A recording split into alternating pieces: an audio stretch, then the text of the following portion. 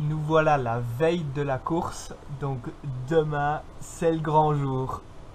Avant de prendre mon petit déjeuner, je regardais justement une interview de Miranda Carfrae qui parlait un petit peu de la chaleur ici à Hawaï. Alors elle disait qu'elle aimait bien sortir de l'avion, sentir la chaleur et l'humidité qu'il y avait à Hawaï, savoir qu'elle allait transpirer, qu'à Energy Lab ça allait être dur et qu'il allait falloir sortir une bonne course. Moi je trouve ça juste génial. Tous les athlètes redoutent Energy Lab, ils redoutent la chaleur, ils redoutent la course à pied et elle non, elle y va à fond et elle aime ça. Je trouve ça trop génial. Alors elle qui est une super coureuse à pied, elle nous donnait justement un conseil supplémentaire pour les personnes qui sortent du vélo avec du retard. En fait elle disait qu'il fallait pas voir tout le retard qu'on avait par rapport à la première place, mais qu'il fallait plutôt regarder tous les athlètes qui étaient devant nous et décider de les reprendre un par un, de gagner à chaque fois une place, de progresser comme ça dans le classement et puis de voir jusqu'où ça tient et de voir jusqu'où on peut aller et pourquoi pas aller reprendre la première et la tête de course pour pouvoir gagner. Donc voilà, pour tous ceux qui ont un peu plus de mal en natation ou à vélo et qui déposent le vélo avec du retard, essayez de bien rester dans votre bulle et de reprendre athlète par athlète au lieu de voir le gap énorme qu'il y a entre vous et la tête de la course. Ça va vous permettre de rester motivé et de reprendre du monde les uns après les autres. Jérémy, il est l'heure de remplir la machine, hein. On est le matin, veille de la course, il faut remplir la machine. Hein. Ouais, mais ça c'est pour le transport des vélos. Il faut des forces, hein, Jean-Mi, des forces hein, pour pousser des watts sur le vélo le jour de la course. Ouais. Allez, on va prendre un bon petit déj. Allez. Quelques bonnes tranches de pain pour le champion. On est parti pour une dernière séance course à pied, la veille de la course. 30 minutes cool, relax. Mais voilà, ça histoire de juste refaire tourner un petit peu les jambes. Et puis après ça, on ira se diriger vers le parc à vélo pour aller déposer les sacs de transition et faire le checking du vélo. Et on se demande quand même pourquoi on fait des gros entraînements en VMA alors que c'est tellement cool et relaxant de faire 30 minutes de footing.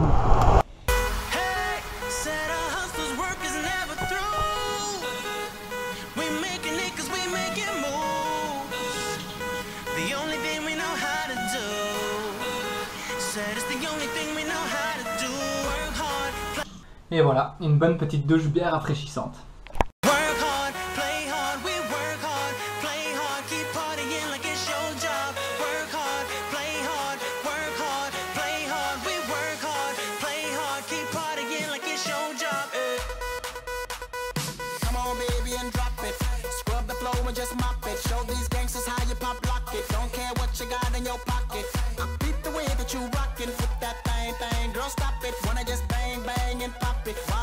Crowd are just watching you work it out. Got a gang of cash and it's going all on the ball. And it's going fast cause I feel like a superstar. And you may not have it, I might have just broke the law. It's your turn to grab it and I make this whole thing yours.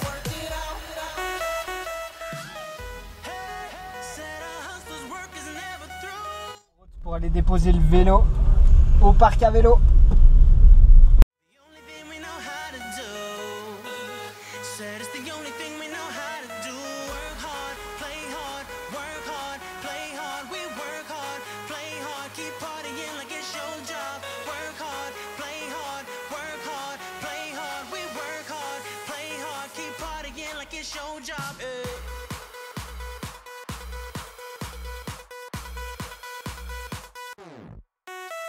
Some fresh to death looking plush. Ladies can't get enough. Got my fitness on looking buff. And all my people with my trust. Holding down for my city. If they're asking you, I'm not guilty.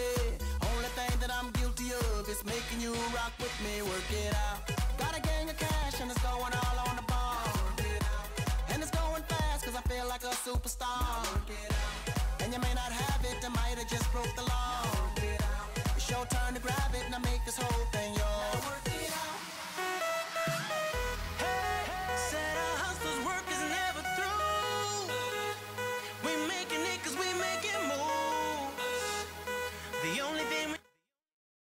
Tour du côté du village Ironman.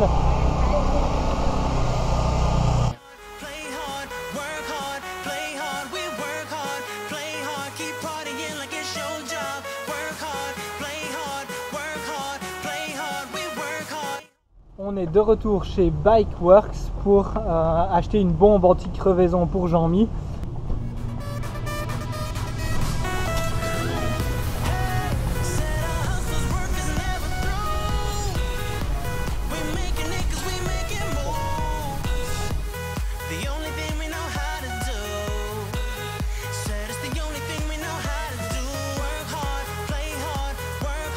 Bye, thank you.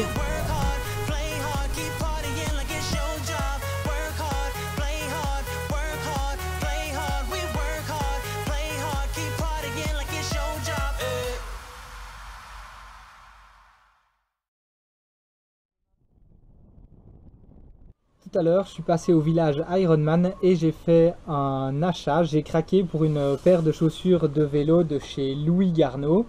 Je pense que c'est une marque canadienne qui gagne vraiment à être connue parce qu'elle fait des bons produits. Donc voilà la paire de chaussures qui est ici. Donc en fait c'est une paire de chaussures qui valait 325 $. Maintenant je l'ai eu à 162 $. Donc voilà, j'ai quand même fait une très bonne affaire. Et puis en discutant un petit peu avec le fils de Louis Garneau en fait, qui m'a vendu cette paire de chaussures, il m'a offert cette chouette casquette Garneau et le t-shirt ici Garneau de la team Sanders.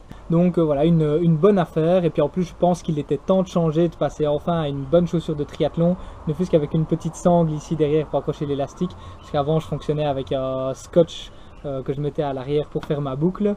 Et puis en plus bon, il était temps de changer. C'était une chaussure à 50 € d'entrée de gamme que j'utilisais, qui était en plus de ça trop grande pour moi puisque c'était du 42 alors qu'ici c'est du 41. Donc effectivement je l'avais prise trop grande la première fois dans le magasin.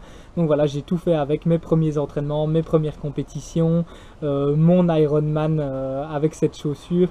Donc je pense qu'elle a fait son temps. Je la remercie énormément pour les belles sensations qu'elles m'ont offert. Mais par contre voilà, il est temps de tester celle-ci et j'ai hâte de rouler avec. Dernier soir avant la course, Jean-Michel a été se coucher tôt. En tout cas la journée de demain s'annonce incroyable. Championnat du monde Ironman, je suis complètement surexcité. En tout cas ça a été un plaisir jusque maintenant de vous partager l'ensemble de mes journées et j'espère pouvoir continuer encore ainsi à la suite de cet Ironman. Peut-être pas avec la même fréquence, mais en tout cas j'adore vous partager mes journées et vous partager un petit peu tout ce que je découvre en lien avec le triathlon. Donc j'espère pouvoir continuer ça encore longtemps.